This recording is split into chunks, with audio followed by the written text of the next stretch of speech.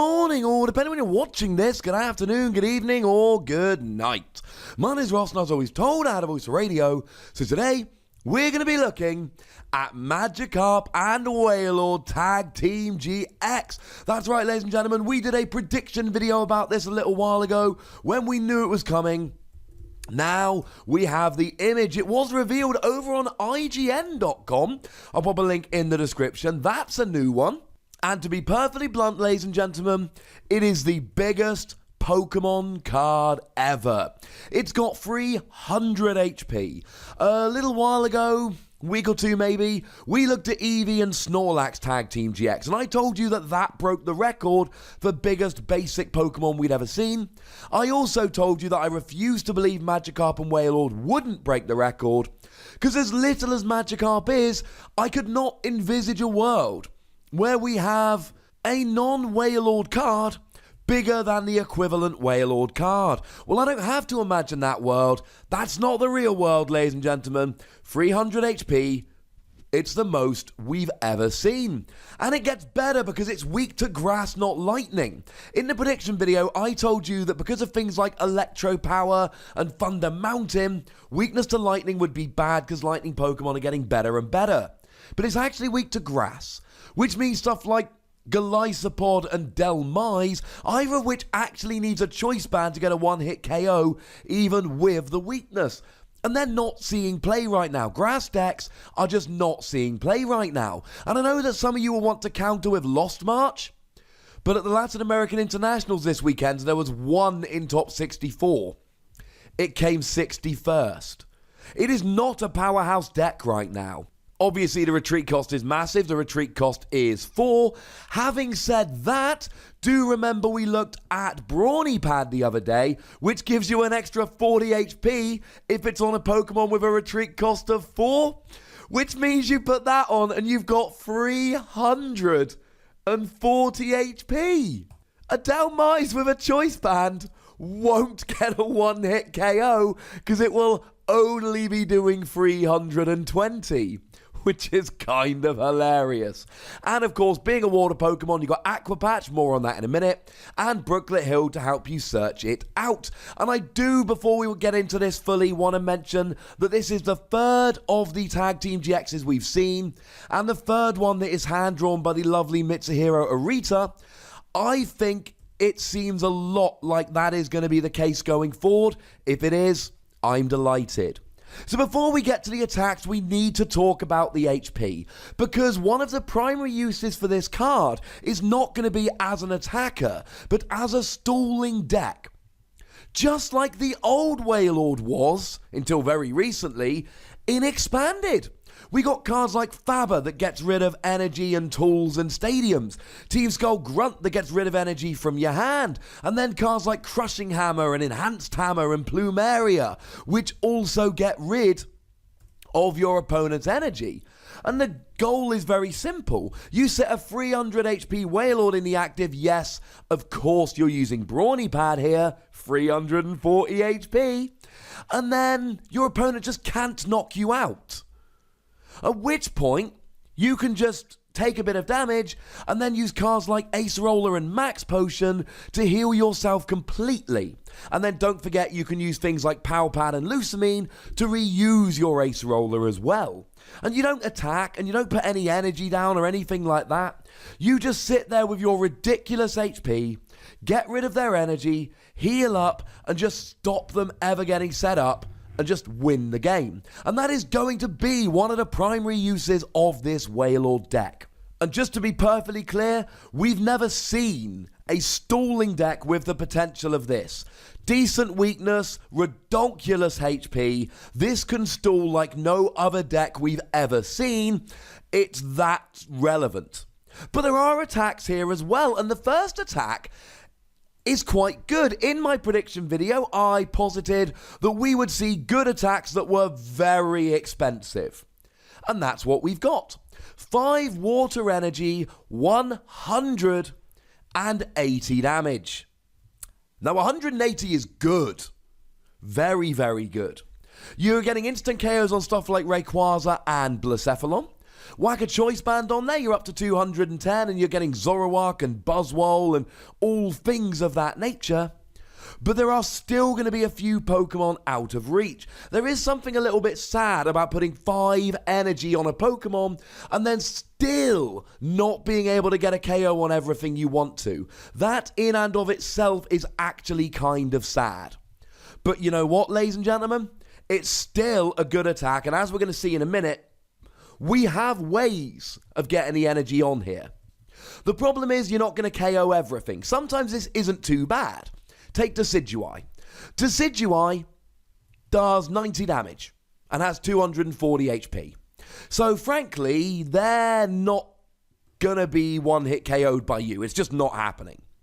But they do 90 damage, add on a choice band 120, doubled with weaknesses 240. They need 3 feather arrows and a choice band to get a one-hit KO. And that's if you don't have Brawny Pad. If you have Brawny Pad, you need 5 feather arrow, and you can only have 4 Decidueye on the field. So the fact that you're not quite one-hit KOing doesn't really matter. But something like Gardevoir with 230 HP is a huge issue. Because yes, you've got phenomenal HP here, but Gardevoir does 30 damage for each energy attached to them, and for each energy attached to you. So by the time you've got 5 energy on to attack, Gardevoir's doing 150 just based on your energy, and then with 4 energy and a choice band, or 5 energy, they actually can get a KO. Which all goes to say that Gardevoir is going to be a very good natural counter to this particular card. This is going to take a few turns to get rolling, but maybe you can use stuff like Tapu Koko or Latios to spread a bit of damage while you're waiting to have your Wailord up and rolling. Now, I have mentioned the large energy, and we've got Aqua Patch, and Aqua Patch is fine, but anyone that's been playing the Pokemon trading card game in the last few weeks will know we ain't going to be using Aqua Patch. We're going to be using a combination of Naganadel and Quagsire. Naganadel, for each one on the bench, you get to attach an energy from your discard per turn to the Naganadel, and then Quagsire moves as much water energy into the active as you like. So the theory here is you get 2 or 3 Naganadel down, and then every couple of turns they've got enough energy to build up a Wailord. With some Pokemon, getting the energy every couple of turns wouldn't be often enough. But with Wailord and your 300 HP, which could be higher, actually, that's pretty good. If you can refill it every 2 turns, you are on to a winner there, ladies and gentlemen. And you still have got Aqua Patch to essentially fill in the gaps there. And let's face it, if it takes you a couple turns to get set up, you can just sit in the active and go, ha ha ha, I've got 300 HP. Now, as for the GX attack, and look, this is a thing for Tag Team GXs. We're 3 out of 3 now. This is a thing. They do more if you've got extra energy on. 1 water energy, 10 damage. That sounds like a Magikarp attack. But if you've got 7 extra water energy on, that being 8 in total, you do 10 to the active and 100 to each of your opponent's bench Pokemon. That is frankly ridiculous. Now, if we didn't have Naganadel and Quagsire, the idea of an 8 energy attack would be laughable. But we do. And let's face it, you need 8 energy to do the good attack with Pikachu and Zekrom anyway, so it's not like they're alone here. Now, it is worth pointing out that in Expanded, we do have Blastoise, and Blastoise here will help quite nicely indeed. I apologise, Pikachu and Zekrom is 6 energy, not 8. But it's still a lot of energy, ladies and gentlemen. 100 damage to each of your opponent's bench Pokemon is nuts good. I mean, the Crozma does 100 to each EX and GX, and that's amazing. And that's only to EXs and GXs. You're already taking out basically any evolving Pokemon, and Magcargo, plus the entire Lost March deck in one attack. So, for as long as you've got this out, your opponents can go, right, well, I'm worried about getting my Zorua KO'd, so I'll bench 3 of them at once, and you can just take out all 3 of them and the Magcargo. But with a single flying flip from a Tapu Koko, this moves into next level territory. Because as soon as you've got 20 damage on the field, then this 100 puts everything up to 120, and then all of a sudden, a Rangaroo is going down, which is pretty spectacular. Or maybe you do 2 flying flips or use something like Latios and then play this and you're hitting 130 and the Naganadels are going down. You can legitimately take 2, 3, 4 prizes in one turn using this attack. You can clear the board, except for the active because you're doing 10 damage. And if you go into the expanded format and your opponent's got Skyfield out and a whole bunch of little Pokemon, you can be taking 8 prizes in a single turn, which is nuts. Although the 10 to the active, still pretty rubbish. You can call this a phenomenal stalling Pokemon, and that alone is enough to make it a 5 WOSSY card. It could be 300 HP as a water Pokemon with a grass weakness, and that alone makes it a 5 WOSSY card in my estimation. But these attacks here are good. Yes, they're expensive, but the combination of Quagsire and Naganadel works. We've seen that. Now, it worked on a free energy Suicune. Does it have quite the juice to work on a 5 energy Wailord? I very much hope the answer is yes. And this GX attack is so over the top good, you can be losing for the entire game, use this, and then you win the game. It's redonk.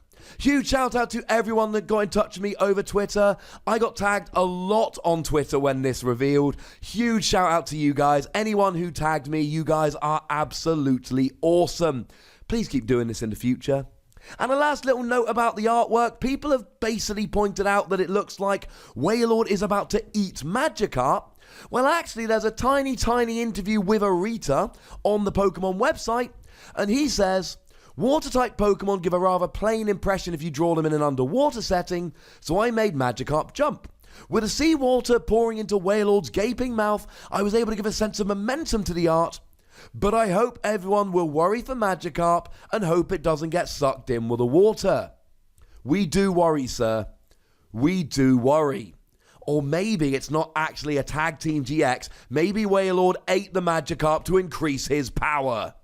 Alright, ladies and gentlemen, I am so hyped for this card. I love it. You might be able to tell by the excitement in my voice. But now it's over to you guys. Let me know what you think about this in the comment section.